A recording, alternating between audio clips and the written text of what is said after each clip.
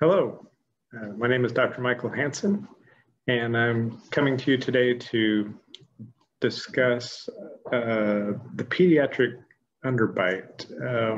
Of course, an underbite is when the lower teeth stick out in front of the upper teeth, sometimes referred to as like a bulldog bite or something like that.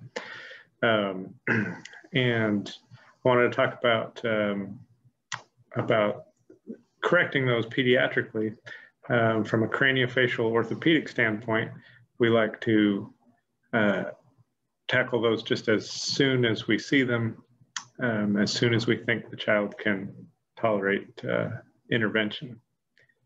For example, and what I wanted to show you was a case of a 4-year-old child that we intervened upon recently, because it's a perfect case of how this sort of thing comes to be and what we do about it to give you a good idea as to what to look for. This particular child showed up in my hygiene chair, and when we took a look at his bite, got up close, we could see, down here on this bottom row here, those lower front teeth sticking out way in front of the others. That's a big red flag from a growth and development standpoint. Lets us know that things are growing out of concert with each other. Upper jaw should be in front of and ahead of the lower jaw. The lower jaw fits kind of underneath and behind the upper jaw slightly. So when we see this, we know things aren't growing the way they should. So we start looking for clues and cues that may help us understand why this is happening. And the sooner we can intervene and help those jaws start growing in concert with each other again, the less likely that child is to grow up and need surgery to correct it. Most of the time, when we see this sort of problem, we either have a genetically large mandible or lower jaw, meaning that the child is genetically predisposed to grow in such a way where the lower jaw just is larger than kind of both the upper jaw and maybe relative to the cranium as well. The other thing that we see sometimes in this scenario is that the tongue is under dysfunction and not functioning properly. It sits low in the mouth and helps the lower jaw get wide, while the upper jaw does not receive that stimulation from the tongue and remains small. So with him, we'd taken some photos, taken some scans. He does appear to perhaps have the genetic component to this a little bit. One of the clues we see is that the lower, even though it's sticking out in front of the upper, the teeth are tipped back to try and meet it, and juts out quite a bit in front of this. So it's a fairly severe case here, one that if left to grow like this unchecked, it's very likely to have joint problems at the very least, and cosmetically it can be kind of rough as well.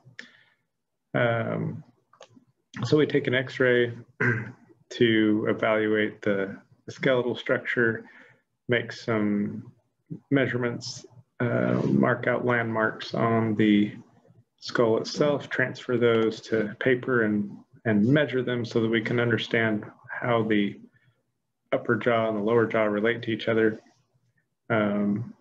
This child, as we measure it out, does have a relatively normal-sized upper jaw. There's some indications that it may be slightly short front to back, but it's in the right place in the head, but the lower jaw is quite large. So we examine the dental structure, look at the bones, check out the joints, make sure that they are positioned and functioning properly. Evaluate the airway.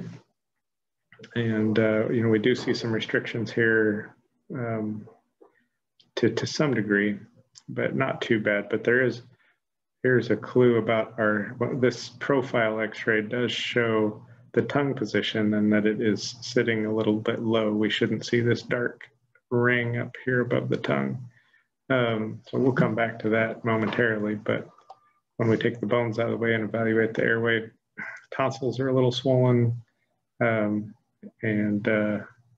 even some adenoid tissue growing here, but nothing too serious from that standpoint. And this particular child wasn't really exhibiting any airway issues necessarily. So we come up with a plan to evaluate and ultimately figure out how we're going to get this upper jaw large enough to house this larger lower jaw, kind of get them lined up again and growing in concert. Ultimately, this is a very common treatment plan for children that have this particular issue. Very non-invasive.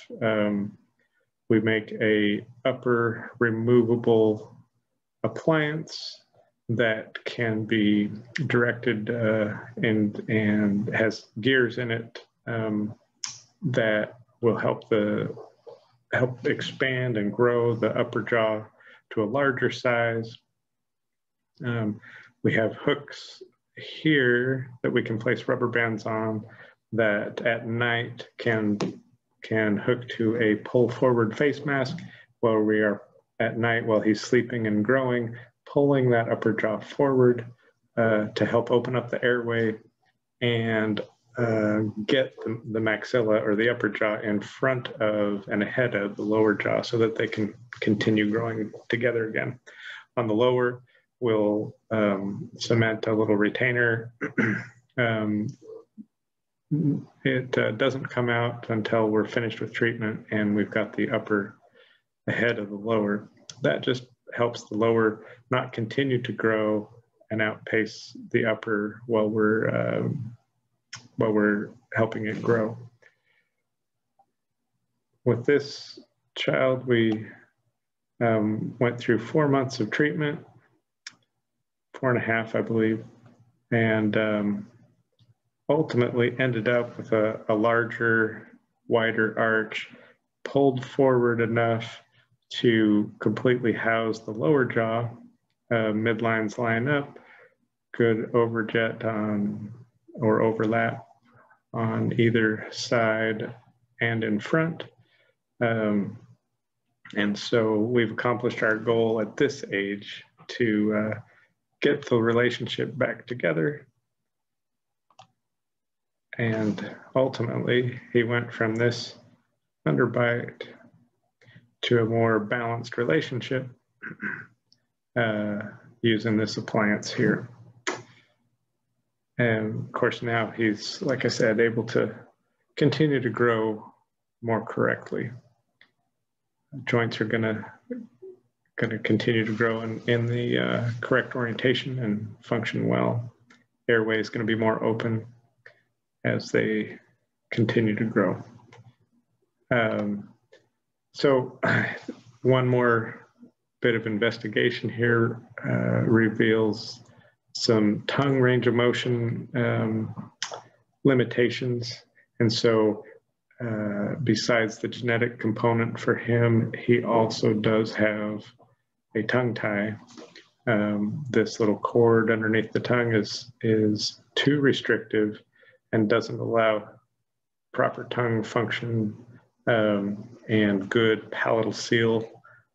So when that tongue is sitting up in the roof of the mouth, it allows the upper jaw to grow correctly. When it sits low, it impedes the growth of the lower jaw because the cheek and lip muscles are pushing in on it, while at the same time helping the lower jaw grow bigger. And that helps exacerbate the problem here. So ultimately, he is going to need some myofunctional therapy help balance that muscle complex and tone it, and very likely may end up needing a little tongue tie release there to finish the job and help him continue to nasal breathe and grow correctly. That's just one aspect of the treatment that we do. Very important to keep an eye out for that to help avoid surgery in the long run. And when caught early enough, it's a very simple and straightforward correction. And I thank you for your time, and look forward to our next one.